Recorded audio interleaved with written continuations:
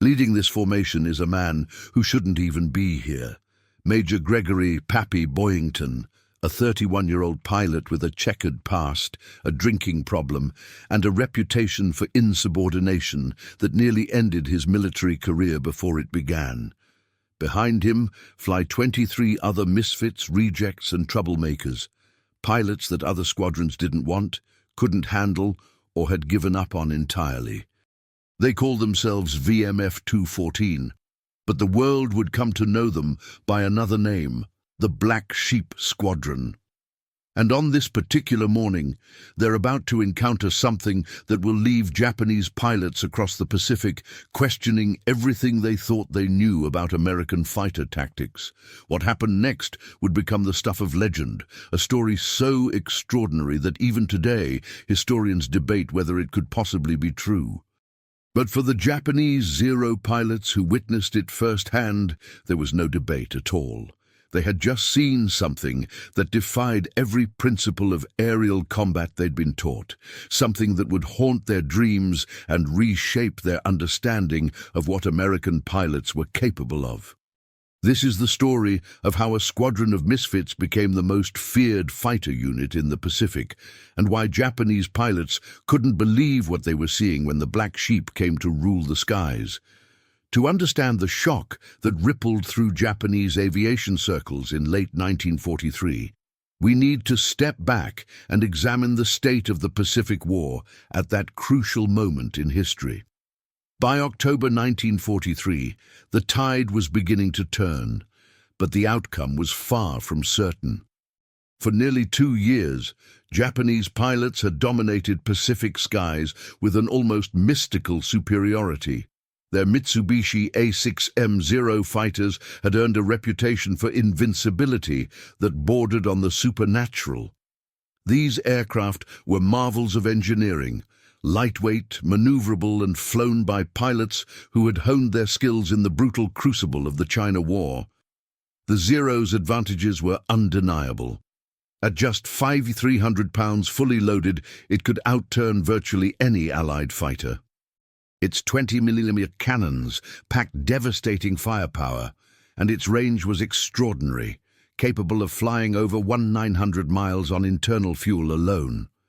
But perhaps most importantly, it was flown by pilots who had been training for war since the mid-1930s.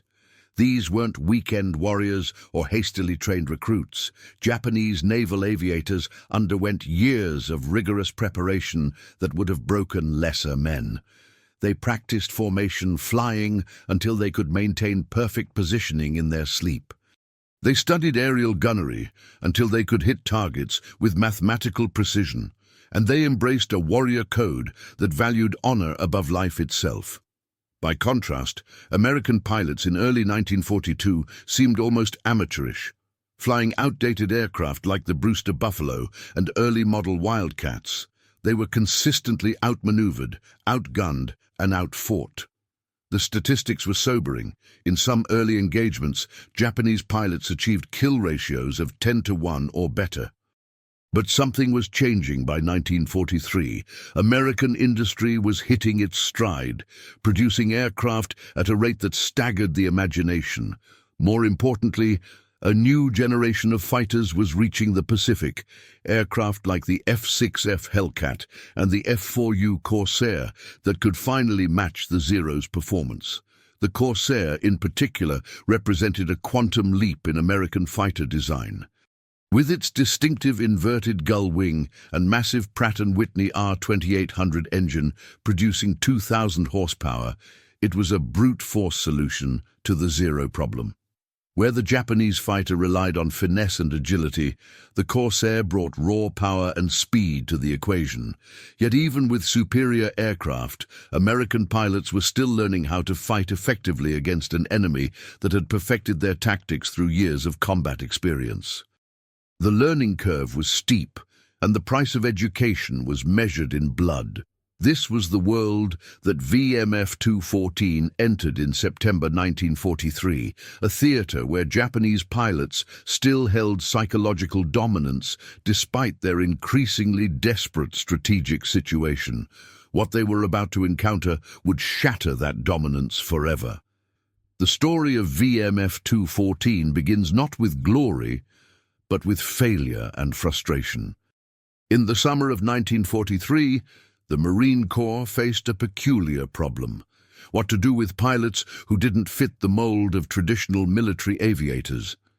These were men who could fly, some of them brilliantly, but who chafed under military discipline, questioned orders, or simply couldn't get along with their commanding officers. They were the square pegs that wouldn't fit into the round holes of conventional squadrons. Under normal circumstances, they might have been quietly transferred to training duties or administrative positions. But 1943 was not a normal time, and the Marine Corps couldn't afford to waste talent, no matter how unconventional. Enter Gregory Boyington, a man whose own military career read like a cautionary tale of wasted potential. Born in Idaho in 1912, Boyington had graduated from the University of Washington with a degree in aeronautical engineering. He joined the Marines in 1935, earned his wings, and seemed destined for a solid, if unremarkable, military career. But Boyington had demons. He drank too much, fought with his superiors, and accumulated debts that threatened to destroy his career. By 1941, facing a court-martial for insubordination, he made a desperate choice. He resigned from the Marines and joined the American Volunteer Group, the famous Flying Tigers, fighting for China against Japanese aggression. In China, Boyington found his calling. Flying the shark-mouthed P-40 Warhawks of the Flying Tigers, he shot down 6 Japanese aircraft and learned valuable lessons about fighting Zeros that would serve him well in the years to come. But even in China, his personal problems followed him. He clashed with Claire Chennault, the Tigers' legendary commander, and eventually found himself persona non grata, even among that group of misfits and adventurers. When the Flying Tigers disbanded in 1942, Boyington returned to the United States a man without a country, militarily speaking. The Marines were reluctant to take him back, given his history of disciplinary problems. But with the Pacific War consuming pilots at an alarming rate, they eventually relented, reinstating him with his former rank of major.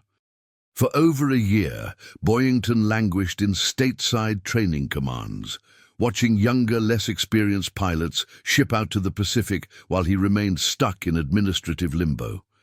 It was a bitter pill for a man who knew he had the skills to make a difference in combat.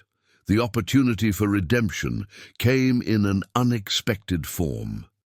In August 1943, Marine Corps planners realized they had a collection of replacement pilots scheduled for the Pacific who didn't quite fit into existing squadron structures. Some were veterans returning from earlier tours who had personality conflicts with their former units. Others were skilled pilots whose attitudes made them unwelcome in traditional squadrons. Rather than try to force these square pegs into round holes, someone had a brilliant idea. Why not create a new squadron specifically designed for misfits? Give them to Boyington, himself the ultimate misfit, and see what happened. And so VMF 214 was born, not from careful planning or military tradition, but from necessity and desperation. Boyington was given carte blanche to select his own pilots from the pool of available replacements, and he chose men who reminded him of himself. Talented but troubled, skilled but stubborn, capable but unconventional. There was Captain Stan Bailey, a veteran pilot whose aggressive tactics had earned him both victories and reprimands.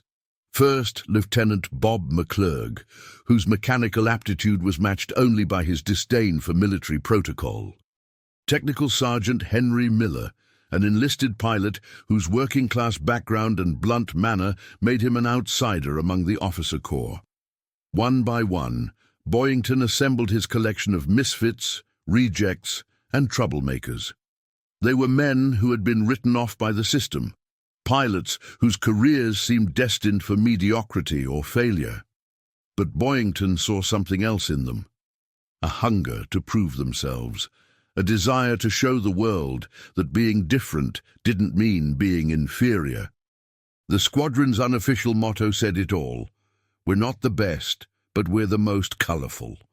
It was a self-deprecating joke that masked a deeper truth. These men had nothing left to lose and everything to prove. The transformation of VMF 214 from a collection of misfits into a cohesive fighting unit didn't happen overnight. In fact, it almost didn't happen at all. When the squadron assembled at Marine Corps Air Station El Toro in California during August 1943, the scene was more reminiscent of a reform school than a military unit.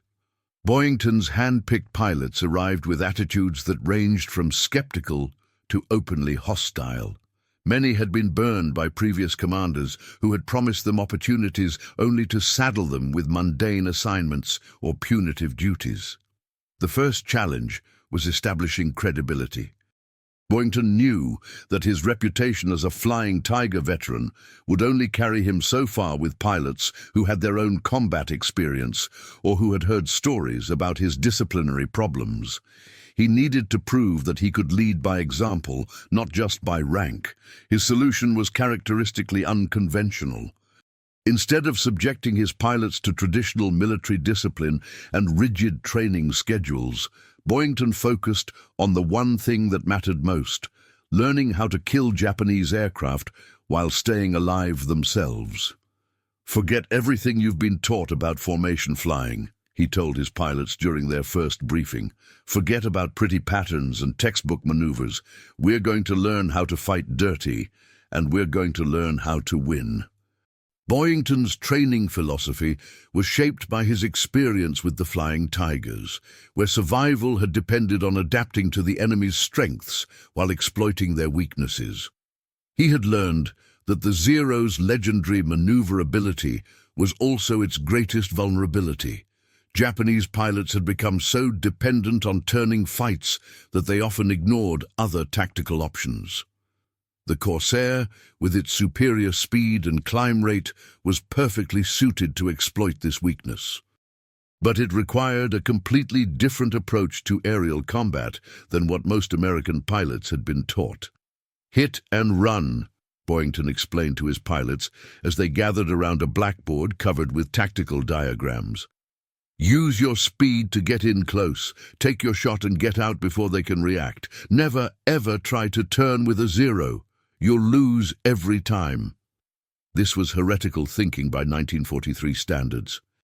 Most American fighter tactics still emphasized formation integrity and mutual support, concepts that worked well in theory but often broke down in the chaos of actual combat. Boyington was advocating for something much more fluid and individualistic. But his pilots were intrigued. These were men who had chafed under rigid military doctrine, who had been punished for thinking outside the box. Boyington was offering them permission to fight the way their instincts told them to fight. The training regimen that followed was unlike anything the Marine Corps had seen before. Instead of practicing perfect formation flying, VMF 214 pilots spent their time learning how to break formation effectively. Instead of memorizing standard attack patterns, they practiced improvisation and adaptation. Boyington introduced concepts that would later become standard in American fighter tactics, but were revolutionary in 1943. He taught his pilots about energy management, how to use altitude and speed as weapons. He showed them how to use the Corsair's superior diving speed to escape from dangerous situations. Most importantly, he drilled into them the importance of situational awareness and aggressive opportunism. "A good pilot is always looking for an advantage," he told them. "A great pilot creates his own advantages." The squadron's unconventional training methods raised eyebrows among traditional Marine Corps officers, but the results were undeniable. VMF 214 pilots were developing a cohesion and confidence that impressed even their critics. More importantly, they were learning to think like hunters rather than soldiers. As their departure date for the Pacific approached, Boyington gathered his pilots for one final briefing. The mood was different now. The skepticism and hostility had been replaced by something approaching enthusiasm. "Gentlemen," Boyington said, looking around the room at the faces of men who had been written off by the system, "we're about to show the world what misfits can accomplish when they're given a chance to prove themselves. The Japanese think they know how Americans fight. We're going to teach them otherwise." None of them could have imagined just how prophetic those words would prove to be. September 1943. The USS Nassau cuts through the Pacific swells, carrying VMF 214 toward their destiny in the Solomon Islands. Below decks, 24 Corsair fighters are secured in the carrier's hangar bay, their distinctive inverted gull wings folded for storage. Above decks, the Black Sheep pilots gather at the rail, watching the endless expanse of blue water that separates them from their new home. For many of these men, this is their first glimpse of the Pacific theater, a vast oceanic battlefield where distances are measured in thousands of miles, and where the nearest friendly base might be a day's flight away. The scale is overwhelming, even for pilots accustomed to the wide-open spaces of the American West. But it's not just the geography that's intimidating. By September 1943, the Pacific War has developed its own unique character, shaped by 2 years of brutal combat between forces that couldn't be more different in their approach to warfare. The Japanese have built their strategy around speed, surprise, and the spiritual superiority of their pilots. The Americans are beginning to respond with industrial might and technological innovation. Caught between these two philosophies are the islands of the Solomons, a chain of jungle-covered atolls that have become the focal point of the Pacific campaign. Names like Guadalcanal, Bougainville, and Rabaul have already entered the lexicon of American military history, each representing a chapter in the bloody struggle for control of the South Pacific. VMF 214's destination is Munda Airfield on New Georgia Island, a recently captured Japanese base that has been hastily converted to American use. The airfield itself tells the story of the Pacific War in miniature. Japanese concrete bunkers and revetments now house American aircraft, while hastily constructed Quonset huts and tents provide accommodation for the growing number of Allied personnel. The base is a study in contrasts. American efficiency and Japanese attention to detail create an odd hybrid that somehow manages to function despite its improvised nature. The runway, originally built by Japanese engineers using forced labor, is now extended and improved by American Seabees working around the clock to accommodate the growing number of Allied aircraft. When VMF 214 finally arrives at Munda in mid-September, they're greeted by a scene that perfectly captures the organized chaos of the Pacific theater. The airfield is buzzing with activity as ground crews service aircraft, supply trucks navigate muddy roads, and pilots from various squadrons prepare for missions that will take them deep into Japanese-controlled territory. But there's something else in the air at Munda, a tension that speaks to the deadly serious nature of the work being done here. This isn't a training base or a rear area facility. This is the front line of the Pacific War, and everyone here knows that their next mission might be their last. The squadron's first briefing takes place in a sweltering Quonset hut that serves as the intelligence center. Maps cover every available wall surface, showing the complex geography of the Solomons and the disposition of Japanese forces throughout the region. Red pins mark known enemy airfields, while blue pins indicate Allied positions. The pattern tells a story of gradual Allied advance, but also of stubborn Japanese resistance. "Gentlemen," the intelligence officer begins, pointing to a large map of the Central Solomons, "welcome to the most active piece of real estate in the Pacific. Every day, we're flying missions against Japanese positions throughout this region. Every day, they're trying to stop us." The statistics he presents are sobering.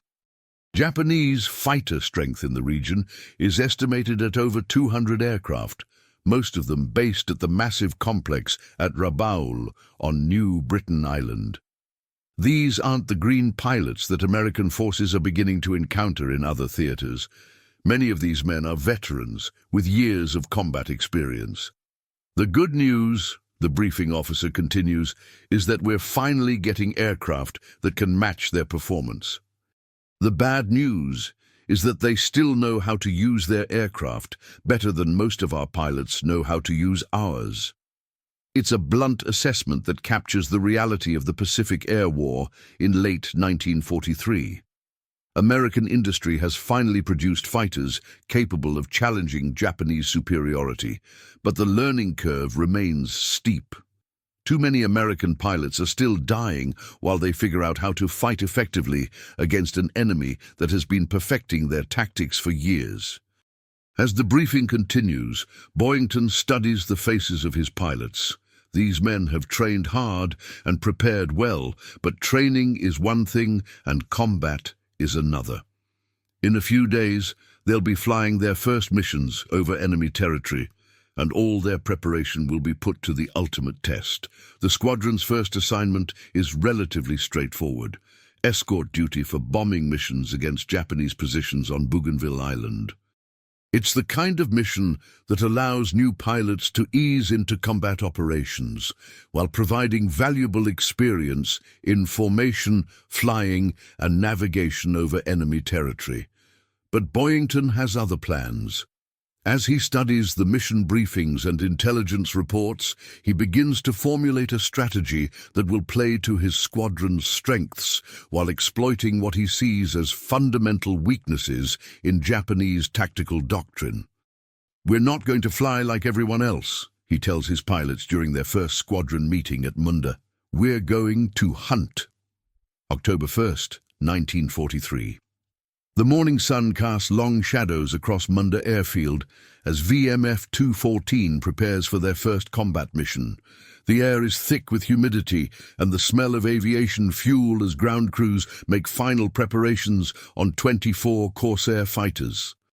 For the Black Sheep pilots, this moment represents the culmination of months of training and preparation. But it also marks the beginning of something none of them can fully anticipate. A campaign that will redefine American fighter tactics and leave Japanese pilots questioning everything they thought they knew about aerial combat. The mission briefing is routine by Pacific theater standards. Escort a formation of SBD Dauntless dive bombers on a strike against Japanese positions on Balal Island, a small airfield in the southern Solomons that serves as a forward base for Zero fighters. Intelligence reports suggest moderate enemy fighter opposition, perhaps a dozen Zeros based at the target, with the possibility of reinforcements from larger bases to the north. As Boyington studies the mission parameters, he sees an opportunity to implement the unconventional tactics he's been developing.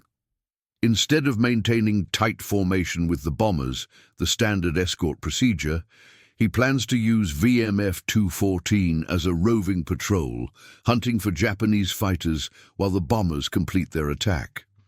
"We're going to split into 4 plane divisions," he explains to his pilots as they gather around a makeshift briefing board. "Each division will operate independently, looking for targets of opportunity. Stay flexible, stay aggressive, and remember, speed is life."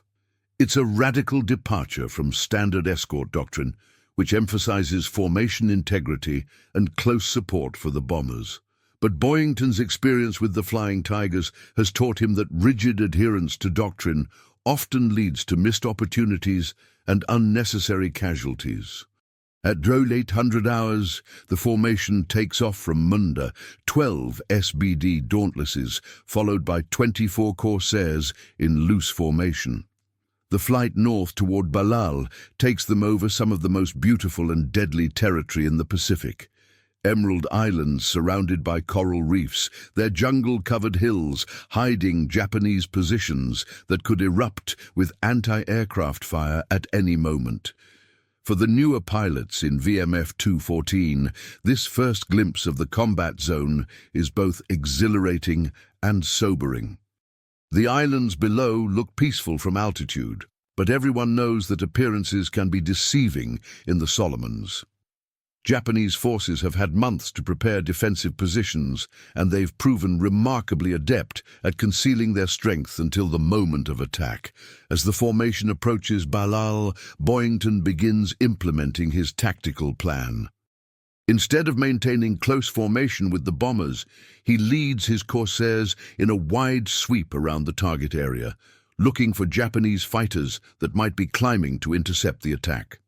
The response comes sooner than expected.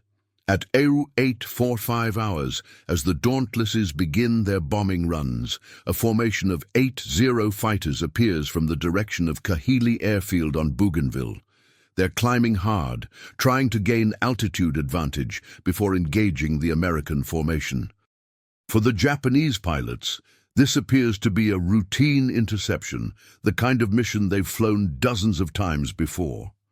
American bombers protected by fighters flying predictable escort patterns, vulnerable to coordinated attacks by experienced Zero pilots who know how to exploit their aircraft's superior maneuverability.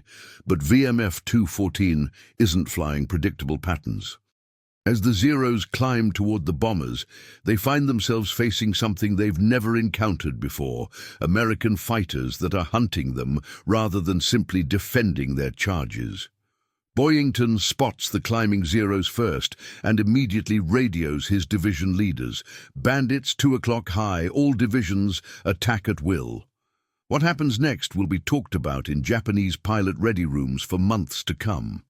Instead of maintaining formation and waiting for the Zeros to attack, the Corsairs immediately split into their pre-planned divisions and begin a coordinated assault that catches the Japanese pilots completely off guard. The lead Zero pilot, a veteran with over 50 combat missions, suddenly finds himself facing not 1 or 2 American fighters, but an entire division of Corsairs diving on his formation from multiple angles. His training tells him to turn into the attack, using his aircraft's superior maneuverability to force the Americans into a turning fight, where the Zeros' advantages would become apparent. But the Corsairs don't cooperate. Instead of accepting the turning fight, they use their superior speed to slash through the Zero formation, firing quick bursts before climbing away to set up for another attack. It's a tactic that plays to the Corsairs' strengths while negating the Zero's primary advantage. The Japanese pilot finds himself in an impossible situation. Every time he turns to engage one Corsair, another appears from a different angle. The Americans are using their speed and teamwork to create multiple threats simultaneously, forcing the Zeros to react rather than dictate the terms of the engagement. Within minutes, 3 Zeros are falling toward the ocean below, their pilots either dead or struggling with damaged aircraft. The remaining Japanese fighters, faced with an enemy that refuses to fight according to established doctrine, break off the engagement and flee toward their home base. For VMF 214, it's a stunning debut. 3 confirmed kills with no losses, a result that exceeds even Boyington's optimistic expectations. But more importantly, they've demonstrated the effectiveness of tactics that will soon revolutionize American fighter operations throughout the Pacific. As the Corsairs reform and head back toward Munda, Boyington can't help but smile. His misfits have just announced their arrival in the Pacific Theater in spectacular fashion. But this is only the beginning. The intelligence reports that reached Japanese headquarters at Rabaul that evening painted a disturbing picture.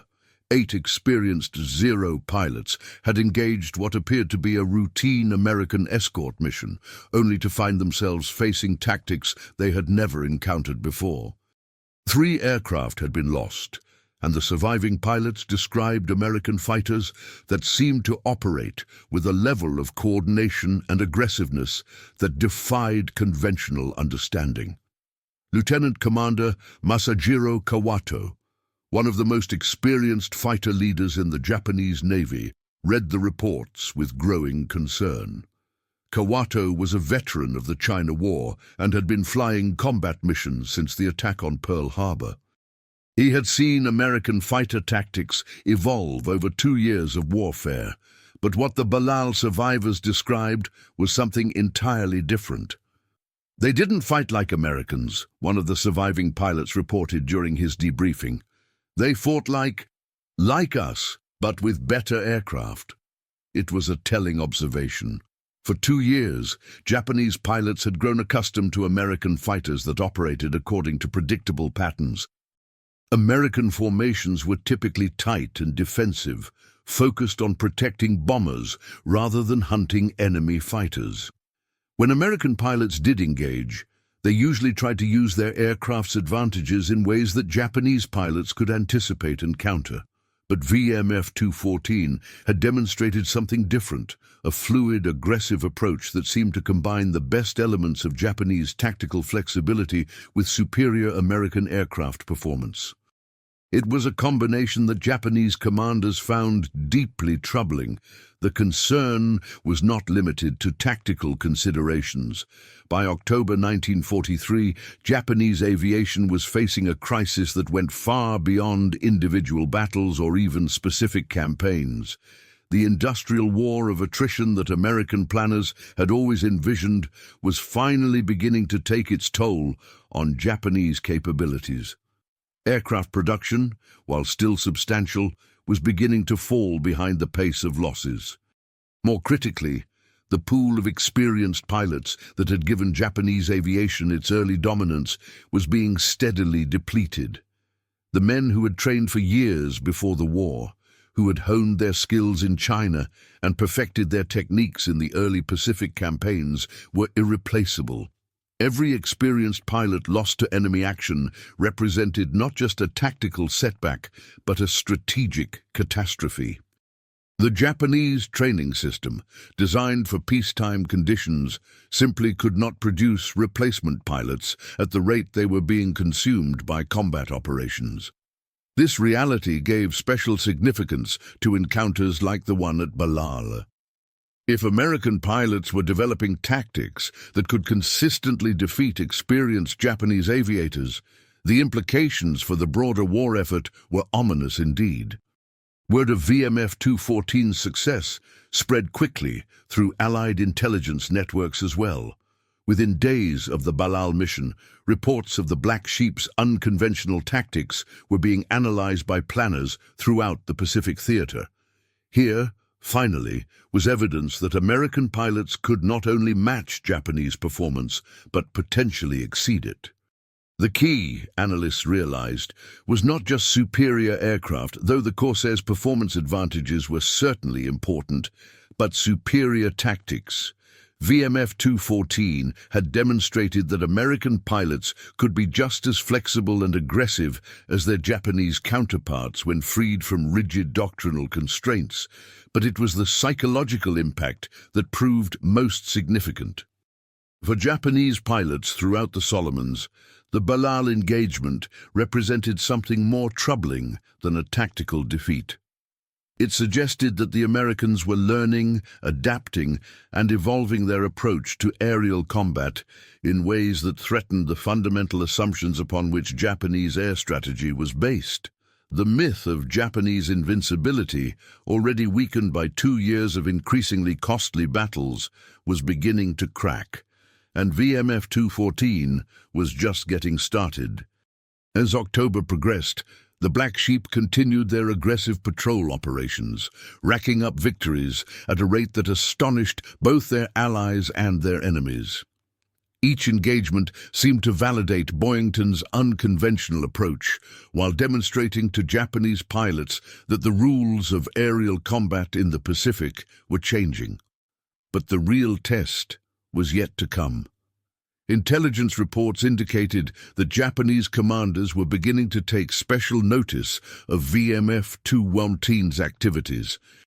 Plans were being made to deal with this troublesome American squadron, plans that would bring the Black Sheep face to face with some of the most experienced and dangerous pilots in the Japanese Navy. The stage was being set for a confrontation that would determine not just the fate of individual pilots, but the future of aerial warfare in the Pacific. And at the center of it all was a squadron of misfits who had found their calling in the deadly skies above the Solomon Islands. By the end of October 1943, VMF 214 had established itself as one of the most effective fighter squadrons in the Pacific theater. In just 4 weeks of combat operations, they had shot down 23 Japanese aircraft while losing only 3 of their own, a kill ratio that exceeded even the most optimistic projections. But statistics, impressive as they were, told only part of the story. The real significance of the Black Sheep's early success lay in what it represented. Proof that American pilots could not only match Japanese performance, but potentially surpass it when given the right aircraft, the right tactics, and the right leadership. For Boyington and his misfits, these early victories represented vindication of everything they had worked toward. Men who had been written off by the system, pilots whose careers had seemed destined for mediocrity or failure, were proving that unconventional thinking could produce extraordinary results. But they were also attracting attention from quarters they might have preferred to avoid. Japanese intelligence had identified VMF 214 as a priority target, and plans were already in motion to deal with what Tokyo was beginning to regard as a serious threat to Japanese air superiority in the Solomons. The squadron's success had also created expectations that would be difficult to maintain. Allied commanders, impressed by the Black Sheep's early performance, were beginning to assign them increasingly dangerous missions. The relatively routine escort duties of their first weeks were giving way to long-range fighter sweeps deep into Japanese-controlled territory. As November approached, Boyington could sense that the easy victories were coming to an end. Japanese pilots were adapting to VMF 214's tactics, developing countermeasures that threatened to neutralize the squadron's advantages. More ominously, intelligence reports suggested that elite Japanese fighter units were being redeployed to the Solomons specifically to deal with the Black Sheep threat. The stage was being set for a confrontation that would test everything VMF 214 had learned about aerial combat. In the weeks to come, they would face not just individual Japanese pilots, but coordinated efforts by some of the most experienced and dangerous aviators in the Imperial Navy. The question was whether a squadron of misfits, no matter how skilled or determined, could maintain their edge against an enemy that was learning to fight back with equal determination and superior numbers. The answer would determine not just the fate of VMF 214, but the future of American fighter operations throughout the Pacific theater. And as the November sun set over Munda Airfield, casting long shadows across the coral runway, both sides prepared for a battle that would push the limits of human courage and flying skill. The Black Sheep had announced their arrival in spectacular fashion. Now they would have to prove they could survive the storm they had helped to create. November 1943. Deep within the volcanic tunnels of Rabaul, the largest Japanese airbase in the South Pacific, a crisis meeting was taking place that would reshape the aerial war over the Solomons. The underground command center, carved from solid rock to protect against Allied bombing raids, buzzed with urgent activity as intelligence officers spread reconnaissance photos and combat reports across planning tables. At the center of the discussion was a single American fighter squadron that had, in just 6 weeks, fundamentally altered the balance of power in the region's skies. VMF 214's success rate was not just statistically impressive, it was strategically threatening. More concerning still were the reports filtering in from surviving Japanese pilots, descriptions of American tactics that seemed to violate every principle of aerial combat that Japanese aviators had been taught. Captain Tetsuzo Iwamoto, one of Japan's leading fighter aces with over 80 confirmed victories, studied the intelligence reports with growing unease. Iwamoto had been flying combat missions since the China War and had personally shot down more American aircraft than any other pilot in the region. But the reports he was reading described something he had never encountered before. "They fight like a pack of wolves," one surviving Zero pilot had reported after a disastrous encounter with the Black Sheep over Bougainville. "No formation, no discipline, but perfect coordination. It's as if they can read each other's minds." Another pilot, a veteran with over 40 missions, described tactics that seemed almost supernatural in their effectiveness. "They appear from nowhere, strike like lightning, and vanish before we can respond. Our aircraft are superior in turning ability, but they refuse to turn with us. They fight only when they have the advantage, and they always seem to have the advantage." For Japanese commanders accustomed to American pilots who fought according to predictable patterns, these reports were deeply disturbing. VMF 214 represented something new and dangerous. American pilots who had learned to think like Japanese pilots while retaining the technological advantages of superior aircraft. The response was swift and comprehensive. Within days of the November planning conference, Japanese aviation units throughout the region received new tactical directives specifically designed to counter the Black Sheep threat. Elite fighter squadrons were redeployed from other theaters, bringing with them pilots whose experience and skill matched anything the Americans could field. But perhaps most significantly, Japanese commanders made a decision that would have far-reaching consequences for the Pacific Air War. They authorized the deployment of their most experienced and dangerous pilots, specifically to hunt down and destroy VMF 214. Among these elite aviators was Lieutenant Hiroyoshi Nishizawa, perhaps the most skilled fighter pilot in the Japanese Navy. Known to his fellow pilots as the Devil, Nishizawa had over 100 confirmed victories and a reputation for aerial combat skills that bordered on the mythical. His assignment was simple: find the Black Sheep Squadron and destroy it. The stage was being set for a confrontation between two fundamentally different approaches to aerial warfare. On one side, a squadron of American misfits who had learned to fight with improvisation and aggressive opportunism. On the other, the cream of Japanese naval aviation, pilots whose skills had been honed through years of training and combat experience. The first sign that the rules of engagement were changing came on November 11th, 1943.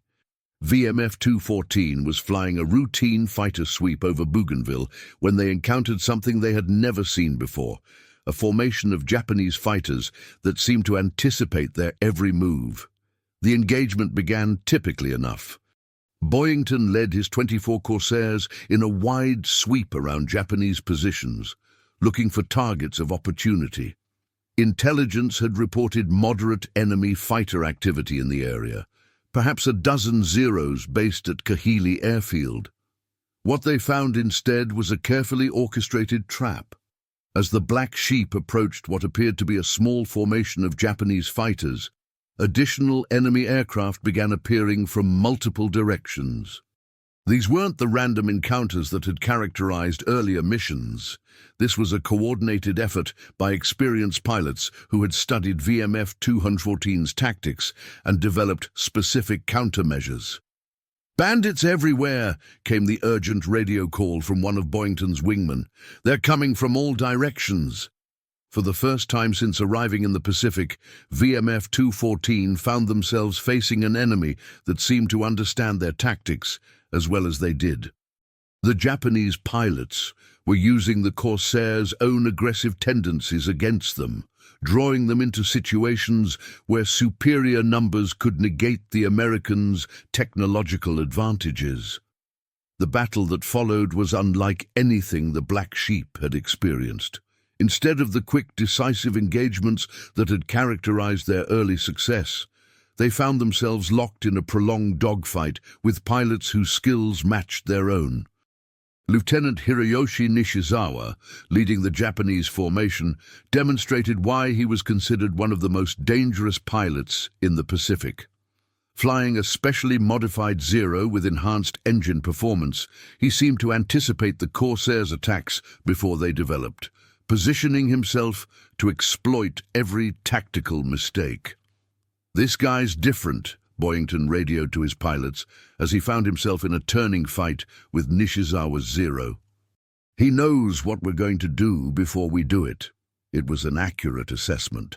Nishizawa had spent weeks studying intelligence reports on VMF-2114's tactics, learning to think like Boyington and his pilots. More importantly, he had trained his own pilots to work as a coordinated unit specifically designed to counter the Black Sheep's advantages. The engagement lasted nearly 30 minutes, an eternity in aerial combat terms. When it finally ended, both sides had paid a heavy price. VMF-214 lost 4 Corsairs, their heaviest losses since arriving in the Pacific. But the Japanese losses were even more severe. 7 Zeros destroyed, including several flown by experienced pilots whose deaths represented irreplaceable losses to Japanese aviation.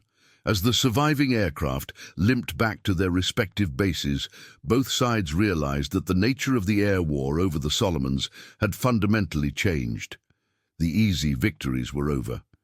From now on, every engagement would be a test of skill, courage, and determination between pilots who represented the best their respective nations could field.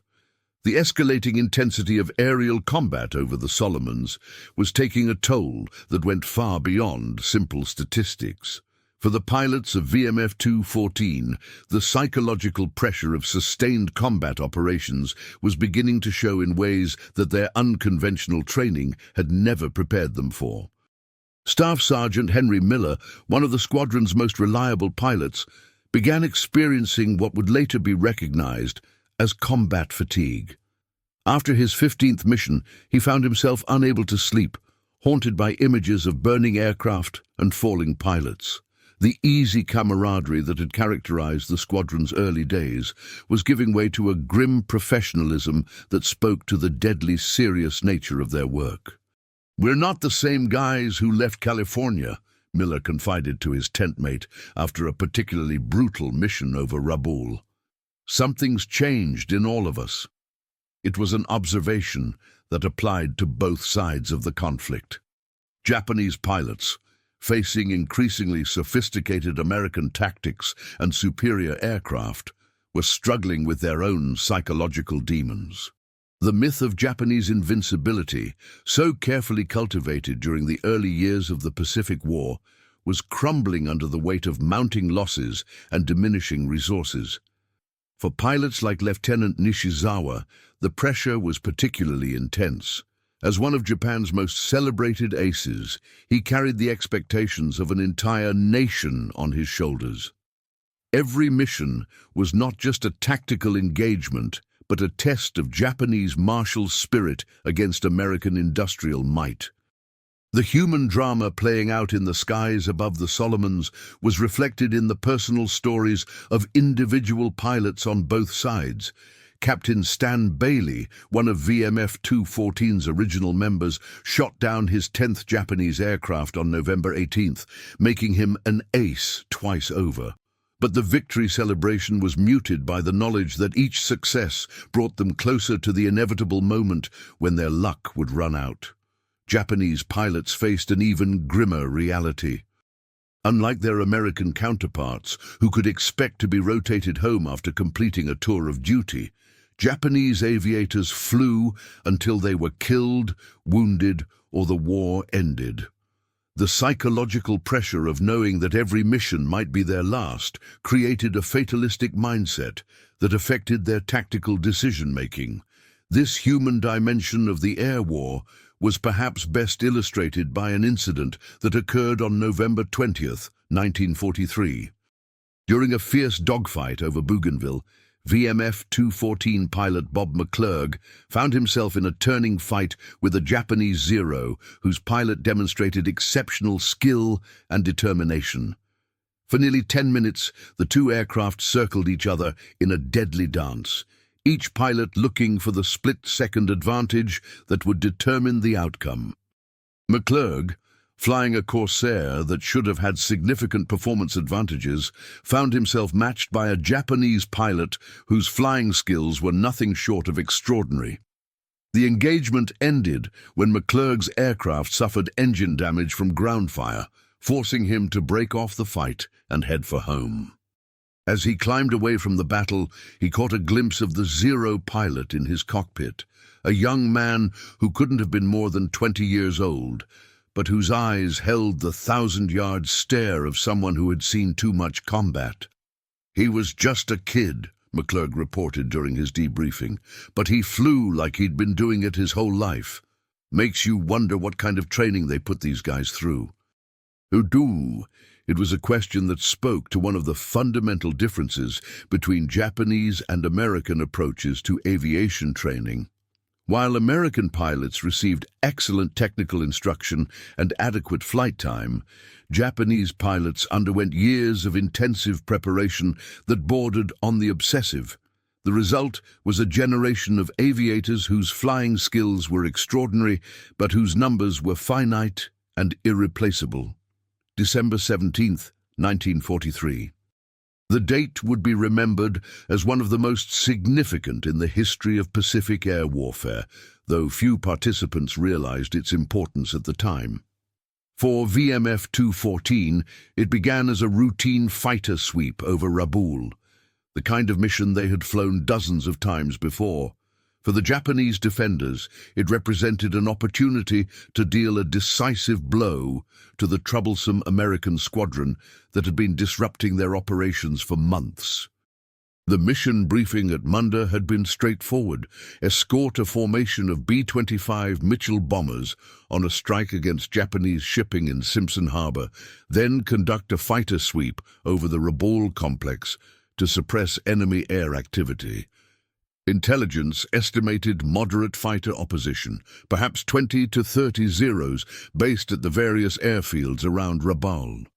What intelligence had failed to detect was the largest concentration of Japanese fighter aircraft assembled in the South Pacific since the early days of the war. Over 100 Zero fighters, drawn from elite units throughout the region, were waiting for VMF 214's arrival. The trap was sprung as the American formation approached the target area. As the B-25s began their bombing runs, wave after wave of Japanese fighters appeared from multiple directions, climbing hard to intercept the American formation. It was immediately clear that this was no routine engagement. The Japanese had committed everything they had to destroying the Black Sheep Squadron. "Jesus Christ," came the stunned radio transmission from one of Boyington's pilots. "There must be 100 of them." For a moment that seemed to stretch into eternity, the sky above Rabaul was filled with aircraft locked in the largest aerial battle of the Pacific War to date. Corsairs and Zeros twisted and turned in a three-dimensional chess match where the stakes were measured in human lives. Boyington, leading his pilots into the maelstrom, quickly realized that conventional tactics would be suicide against such overwhelming numbers. Instead, he made a decision that would become legendary in Marine Corps aviation history. Rather than trying to maintain formation integrity, he ordered his pilots to break into two plane elements and fight as individual hunting teams. "All Black Sheep, this is Pappy," he radioed to his scattered pilots. "Break into sections and hunt. Use your speed, use your climb rate, and don't get trapped in turning fights. We're going to show these bastards what American pilots can do when they're really pissed off." What followed was perhaps the most extraordinary display of aerial combat skill in the history of warfare. 24 American pilots, outnumbered more than 4-1, took on the cream of Japanese naval aviation in a battle that would be talked about for decades to come. The key to VMF 214's survival was their ability to adapt their tactics to the situation. Instead of trying to engage every Japanese fighter they encountered, they focused on creating local superiority through superior coordination and communication. Two plane elements would work together to isolate individual Japanese fighters, using their aircraft's performance advantages to dictate the terms of each engagement. Lieutenant Nishizawa, leading the Japanese effort, found himself facing an enemy that seemed to have evolved beyond his ability to predict or counter. Every time he positioned his fighters to exploit what appeared to be American tactical mistakes, the Corsairs would adapt and respond with moves he hadn't anticipated. "They're not fighting like Americans anymore," he radioed to his wingman during the height of the battle. "They're fighting like... I don't know what they're fighting like." It was a telling observation. VMF 214 had indeed evolved beyond conventional American fighter tactics, developing an approach to aerial combat that combined the best elements of Japanese flexibility with American technological superiority. They were no longer simply American pilots flying American aircraft. They had become something new and uniquely dangerous. The battle raged for over an hour, with individual engagements breaking out across hundreds of square miles of airspace. When it finally ended, the statistics were staggering. VMF 214 had shot down 26 Japanese aircraft while losing only 6 of their own. But more importantly, they had broken the back of Japanese fighter resistance in the Solomons. Among the Japanese losses was Lieutenant Nishizawa himself, shot down by Boyington in a head-to-head engagement that lasted less than 30 seconds, but represented the culmination of months of tactical evolution on both sides. As the surviving aircraft limped back to their respective bases, both sides realized that something fundamental had changed in the Pacific Air War. The Japanese had committed their best pilots and aircraft to destroying VMF 214, and they had failed decisively. The psychological impact of that failure would resonate throughout Japanese aviation for the remainder of the war. The Battle of Rabaul, as it came to be known in American aviation circles, marked the end of Japanese air superiority in the South Pacific. More than just a tactical victory, it represented a fundamental shift in the balance of power that would influence the course of the Pacific War for years to come. For VMF 214, the victory came at a significant cost. 6 pilots lost in a single engagement represented their heaviest casualties since arriving in the Pacific, and the psychological toll on the survivors was evident. The easy confidence that had characterized their early missions was replaced by a grim professionalism that spoke to the deadly serious nature of their work. But the squadron's reputation was now secure. Word of their victory over overwhelming odds spread throughout the Pacific theater, inspiring other American fighter units to adopt similar tactics. The rigid formation flying and defensive mindset that had characterized early American fighter operations gave way to a more flexible, aggressive approach that played to American technological advantages. Japanese aviation, meanwhile, was beginning to show signs of the attrition that would eventually cripple their effectiveness. The loss of experienced pilots like Nishizawa represented not just tactical setbacks, but strategic catastrophes. The Japanese training system, designed for peacetime conditions, simply could not replace such losses at the rate they were being incurred. By January 1944, VMF 214 had completed their tour of duty and was scheduled to return to the United States. Their final statistics were impressive by any measure. 97 confirmed aerial victories against 20 losses, a kill ratio that exceeded even the most optimistic projections. But their real contribution to the war effort went far beyond simple numbers. They had demonstrated that American pilots, when properly trained and equipped, could not only match Japanese performance, but exceed it. More importantly, they had developed tactical innovations that would become standard throughout American aviation, influencing fighter operations for decades to come. The human cost of their success was evident in the faces of the men who gathered for their final squadron photograph at Munda Airfield. These were not the same pilots who had left California 6 months earlier. Combat had aged them in ways that went far beyond simple chronology, marking them with the thousand-yard stare that characterized veterans of sustained aerial combat. For Boyington himself, the end of the tour marked both triumph and tragedy. His personal score of 28 confirmed victories made him one of the leading American aces of the war, but his methods had also earned him enemies within the military establishment who viewed his unconventional approach with suspicion. More troubling still were the signs of combat fatigue that were becoming increasingly evident in his behavior. The drinking that had always been a problem was becoming more serious, and his relationships with superior officers were deteriorating rapidly. The same independence and disregard for authority that had made him an effective combat leader were becoming liabilities in peacetime military service. To truly understand the impact of VMF 214's success, it's essential to examine the war from the Japanese perspective. For pilots who had dominated Pacific skies for 2 years, the emergence of American squadrons capable of consistently defeating experienced Japanese aviators represented a psychological shock that went far beyond tactical considerations. Captain Saburo Sakai, one of Japan's most celebrated aces, later wrote about the impact of encounters with squadrons like VMF 214.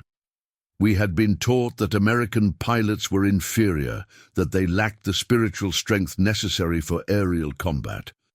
But these new Americans fought with a determination and skill that matched our own. Worse, they had aircraft that were superior to ours in almost every respect. The technological gap was indeed becoming decisive. While the Zero had been a revolutionary aircraft in 1940, by 1943, it was being outclassed by newer American fighters like the Corsair and Hellcat. Japanese industry, struggling under the pressure of Allied bombing and resource shortages, was unable to develop effective replacements at the pace required by combat operations. But perhaps more damaging than technological inferiority was the psychological impact of sustained defeats.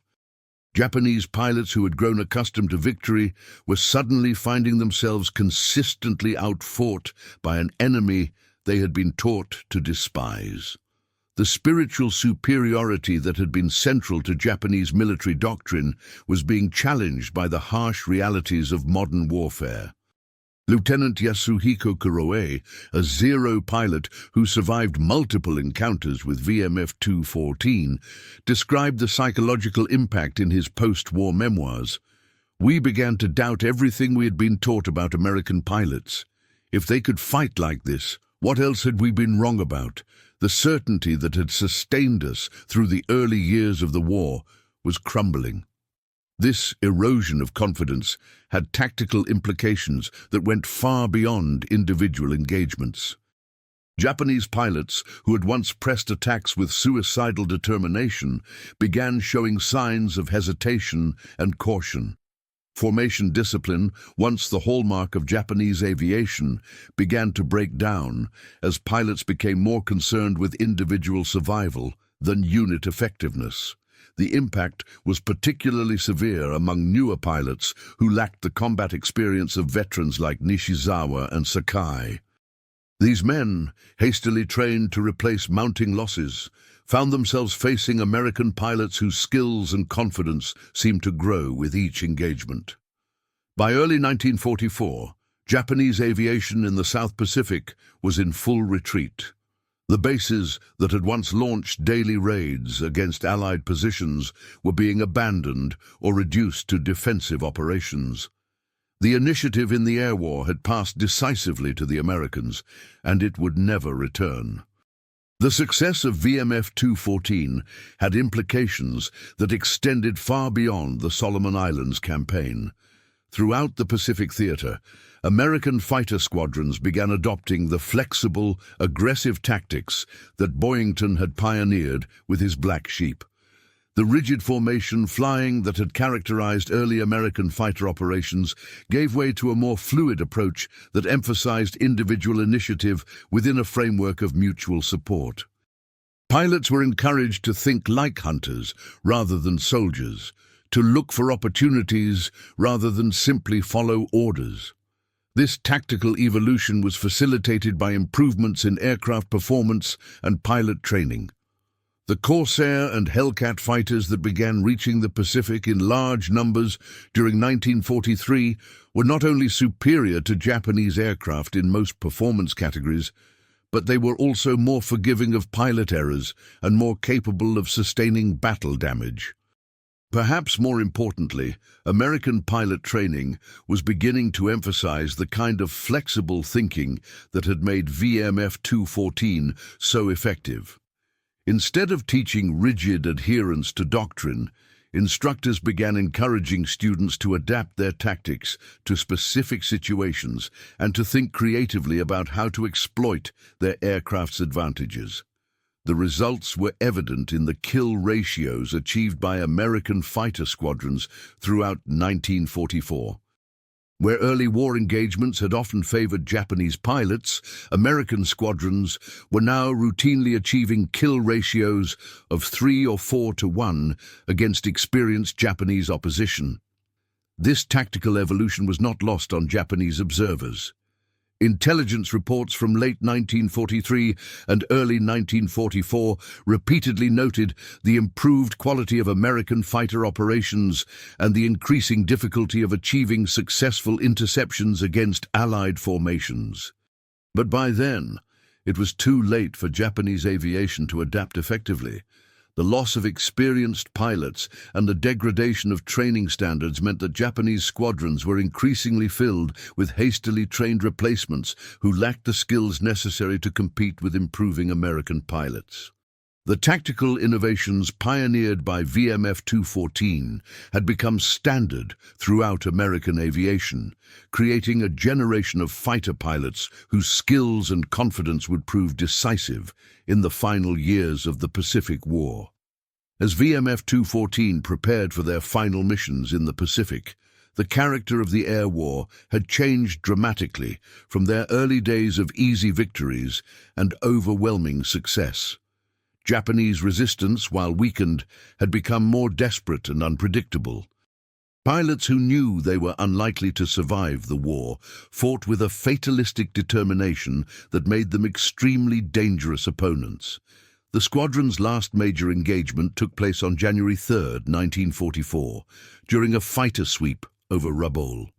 By this time, Japanese air strength in the region had been reduced to fewer than 50 operational aircraft, but these were flown by the most experienced and determined pilots remaining in the theater. The engagement began when VMF 214 encountered a formation of 12 Zero fighters attempting to intercept a group of Allied bombers. What should have been a routine engagement quickly developed into a fierce dogfight as the Japanese pilots, knowing this might be their last opportunity to strike a blow against the hated Black Sheep, pressed their attacks with suicidal determination. The battle was notable not for its scale. Only 36 aircraft were involved, but for its intensity. Japanese pilots, who might normally have broken off when faced with superior numbers, instead chose to fight to the death, turning the engagement into a series of individual duels between pilots who represented the best their respective nations could field. When the smoke cleared, VMF 214 had achieved another tactical victory, shooting down 8 Japanese aircraft while losing 3 of their own. But the cost of victory was becoming increasingly apparent. The pilots who returned to Munda that evening were exhausted, both physically and emotionally, by months of sustained combat operations. For Boyington, the engagement marked the end of an extraordinary combat career. His personal score now stood at 28 confirmed victories, making him one of the leading American aces of the war, but the toll of sustained combat was evident in his haggard appearance and increasingly erratic behavior. 3 days later, on January 6, 1944, Boyington was shot down during a mission over Rabaul and captured by Japanese forces. His loss marked the effective end of VMF 214's combat operations, though the squadron would continue flying missions under new leadership until their scheduled rotation home. The story of VMF-214 represents more than just the tale of a successful fighter squadron. It illustrates the broader transformation of American military aviation during World War II, from a force that struggled to match Japanese performance in 1942 to one that achieved decisive superiority by 1944. The tactical innovations pioneered by Boyington and his Black Sheep became standard throughout American fighter aviation, influencing operations not just in the Pacific but in Europe as well. The flexible, aggressive approach they developed proved adaptable to different aircraft types and operational environments, providing a template for effective fighter operations that remained relevant long after the war ended. Perhaps more importantly, VMF-214 demonstrated that unconventional thinking and leadership could produce extraordinary results when applied to military problems. Boyington's willingness to challenge established doctrine and his ability to inspire misfits and rejects to perform at the highest levels provided lessons that extended far beyond aviation. The human cost of their success was significant. Of the original 24 pilots who deployed with VMF-214 in September 1943, only 14 returned home at the end of their tour. The others were killed in action, missing in action, or too badly wounded to continue flying. It was a casualty rate that reflected the deadly nature of aerial combat in the Pacific theater. For the Japanese pilots who faced them, VMF-214 represented something more troubling than just another enemy squadron. They embodied the evolution of American military capability from amateur to professional, from reactive to proactive, from defensive to aggressively offensive. The psychological impact of consistently losing to pilots they had been taught to regard as inferior was devastating to Japanese morale and confidence. The broader strategic impact of squadrons like VMF-214 was decisive in the outcome of the Pacific War. By achieving air superiority over Japanese forces, American aviation made possible the amphibious operations that would eventually bring Allied forces to the Japanese home islands. Without control of the skies, the island-hopping campaign that characterized American strategy in the Pacific would have been impossible. Today, more than 80 years after VMF-214 first took to the skies over the Solomon Islands, their story continues to resonate with new generations of military aviators and historians. The squadron's success represents a unique moment in military history when individual initiative and unconventional thinking could still make a decisive difference in the outcome of major conflicts. The men who flew with the Black Sheep went on to varied post-war careers, but they were forever marked by their experience in the Pacific.